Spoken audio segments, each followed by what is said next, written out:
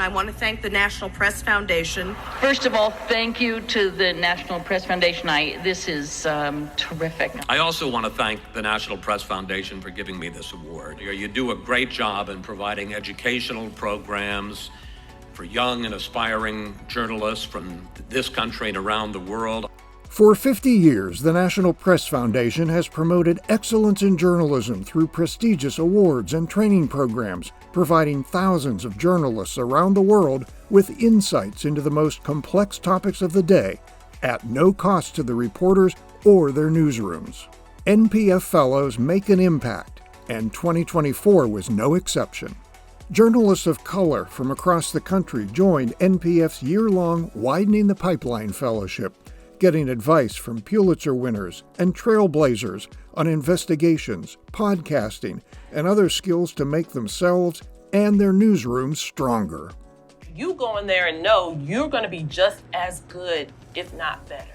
NPF's other year-long program, the Paul Miller, welcomed the 36th class, helping Washington reporters build the sources they need to thrive in the demanding D.C. press corps. Facing one of the most consequential elections in history, NPF also extended political training across the country. A fellowship on election security in Detroit featured former U.S. and current state cabinet members.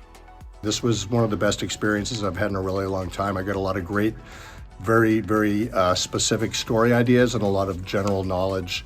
And after completing training uncovering women in politics, NPF fellows created public guidelines for newsrooms everywhere. It was important to find these voices, to be able to hear what they had to say so that I could go back and better inform my colleagues and my own reporting. And that's not all. Online, NPF held briefings on women in politics as well as public health issues, from vaccine updates to treatment-resistant depression. In Philadelphia and New Orleans, NPF partnered with RTDNA to train hundreds of broadcast journalists dedicated to improving crime coverage. In Charlotte, reporters learned about economic mobility. In Singapore, journalists from across Asia dug into international trade issues. In Montana, journalists interviewed on-the-ground experts to understand how financing, race, and health impact community development in their own cities. And back in Washington, the Carolyn C. Mattingly Award for Mental Health Reporting coincided with a new fellowship on workplace mental health.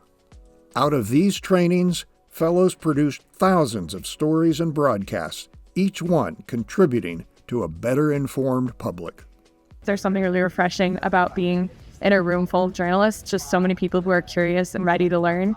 None of this would be possible without the generosity of our donors. Thank you for supporting our mission of making good journalists better.